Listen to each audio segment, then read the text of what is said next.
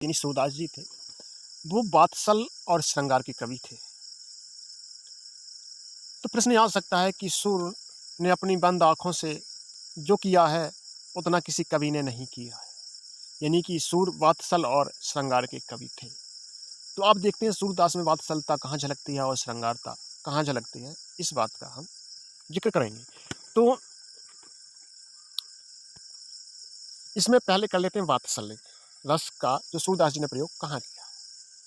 तो वात्सल रस का जो प्राचीन आचार्य थे, वात्सल रस को रस की श्रेणी में नहीं मानते थे। तो सोमेश्वर के अनुसार स्नेह भक्ति वात्सल्य रति के ही रूप है। सोमेश्वर ने कहा कि स्नेह भक्ति वात्सल्य और रति के ही एक विशेष रूप है।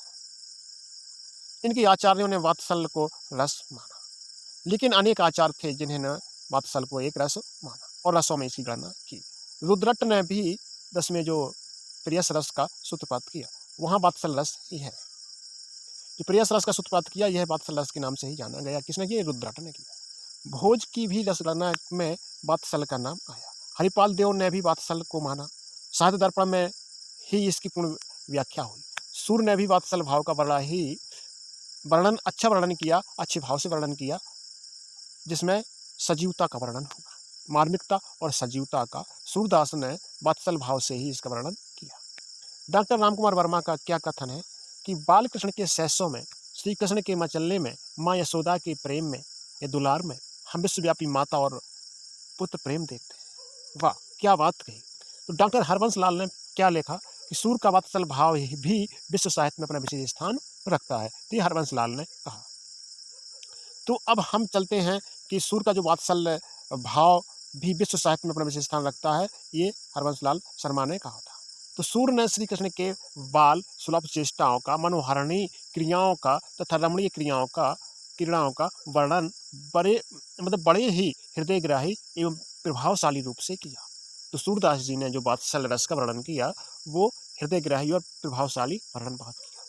तो सबसे पहला देख लेते हैं वात्सल्य का संयोग पक्ष, फिर देख लेते हैं वात्सल्य का वियोग पक्ष। तो सूरदास जी ने जो अपने वात्सल्य वर्णन को 2 भागों में बांटा, एक वात्सल्य का संयोग यानी कि जहाँ माता और पुत्र में प्रेम हो, और दूसरा किया कि जहाँ माता से पुत्र बिछुड़ गया हो, तो वात्सल्य का वो वियोग पक्ष कहलाता है। तो अब इतना तो हमने समझा था कि वात्सल्य का संयोग क्या है, कि वात्सल्य का वियोग पक्ष क्या है। सूर का वात्सल्य वर्णन हिंदी साहित्य में अद्वितीय स्थान रखता है। सूर ने बालकों की सहज मनोवृत्तियों का स्वाभाविक चित्रण किया है। मतलब श्री कृष्ण ने इस तरीके से वर्णन किया है कि जैसे बिल्कुल सजीवता उसमें झलकती है। तो वात्सल्य के संयोग पक्ष का जो बड़ा मार्मिक, बड़े अच्छे ढंग से और मनोहारी तरीके से वर्णन सूरदास ने किया है। तो सूरदास जी के ये रागोत्प्रेरक भाव चित्र सुरक्षित है। पालने में सोते हुए श्री शिशु कृष्ण का चित्र देखिए। जसोदा हरि पालने झुलावे हलरावे, दुई लरावे मलहावे, जुई सुई कछु गावे। इसमें क्या है? सजीव वर्णन है कि जसोदा से लग रहा है जैसे इसके कहने से कि जसोदा जी पालने में झुला रही हो, उसको प्यार कर रही हो, हलरावे दुलरा रही हो, किस तरीके से। तो अब सूरदास जी ने जो पहली विशेषता इसकी जो की है, वो क्या है? तो पहली है बालोचित वेशभूषा का वर्णन। तो बालोचित वेशभूषा का वर्णन, तो अब सूरदास जी ने बालक के कृष्ण की रूप माधुरी का बड़ा ही अलौकिक एवं सजीव वर्णन किया है। माधुरी का यानी कि उनकी मोहिनी मूरत का, यानी कि उनकी वेशभूषा का बहुत ही अच्छा वर्णन किया है, जिसमें ऐसा लग रहा है कि वो वर्णन करते हैं और हमारे सामने खड़े हों और वो ये सब हरकतें कर रहे हों। इस तरीके से वर्णन किया है। बाल छवि के वर्णन सबसे सरल, सरस, स्वाभाविक और चित्राकर्षण है। जैसे हरिजू की बाल छवि कहाँ वर्णो, सकल सुख की स्यों कोटि मनुष्य शोभा हरिनो। श्री कृष्ण की जो बाल छवि है अनुपम है, अद्वितीय है। सूर ने देख ली कि देख आनंद कंद, सखीरी नंद कंदन देखी वर्णो वेश मुरारी आदि पदों में कृष्ण की अद्भुत एवं रमणीय झांकी प्रस्तुत की। बालोचित चेष्टाओं एवं क्रियाओं का वर्णन। तो श्री कृष्ण की बाल सुलभ चेष्टाओं का और उसके खेलने कूदने के स्वभाव का मनमुग्ध तककारी चित्रण मिलता है।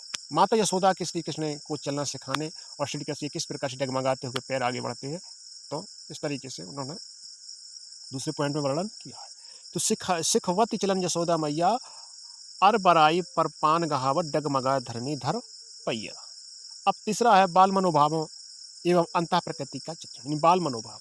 शुरू में बालकों के हृदय के जो मनोभाव उत्पन्न होते हैं, उनका बुद्धि चातुर होता है। जैसे अब तो आप तो जानते ही हैं कि बालकों का कितना बुद्धि चातुरता से वो बात करते हैं, अपना मनोहर लेते हैं।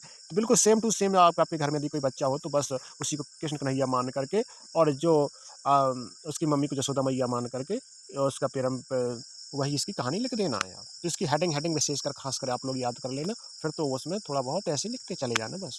उन्होंने स्पर्धा, खींच, प्रतिद्वंदी, अपराध करके उसे छिपाने की, कई सफाई देने की प्रवृत्ति के भी दर्शन कराए हैं। जैसे कि कृष्ण कन्हैया बोलते हैं कि मैया मोरी मैं नहीं माखन खायो, भोर भयो गैयन के पीछे, और सांझ परे घर आयो, मैया मैं कैसे माखन खा सकता हूँ, मैं तो सुबह होता हूँ तो गैयन के पीछे चला जाता हूँ, ग्वाल वाल सब बैर परे हैं, बरबस मुख लपटायो। तो इस तरीके से वो बहाने कर देते कि मैया मैं नहीं माखन खाता हूँ। इस तरीके से उनके मनोहारी और हृदय भाव उनके किस तरीके से झलकते हैं, बस यही सब लिखना। अब हम श्रृंगार रस की बात कर लेते हैं कि श्रृंगार रस को कहाँ वर्णन किया। तो श्रृंगार रस को तो वैसे ही आप जानते हैं कि रसराज कहा जाता है, रसों का राजा कहा जाता है। श्रृंगार के दो भेद होते हैं, वियोग श्रृंगार और संयोग श्रृंगार।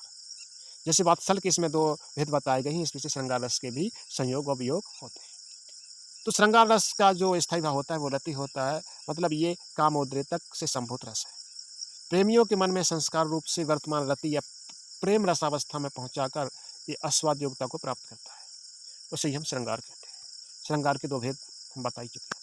सूर का जो संयुक्त श्रृंगार की जो आलंबन है वो राधा और कृष्ण। तो सूर के संयुक्त श्रृंगार के आलंबन है राधा और कृष्ण, क्योंकि राधा कृष्ण पर ही सूरदास जी ने संयोग और वियोग रस का प्रयोग किया है।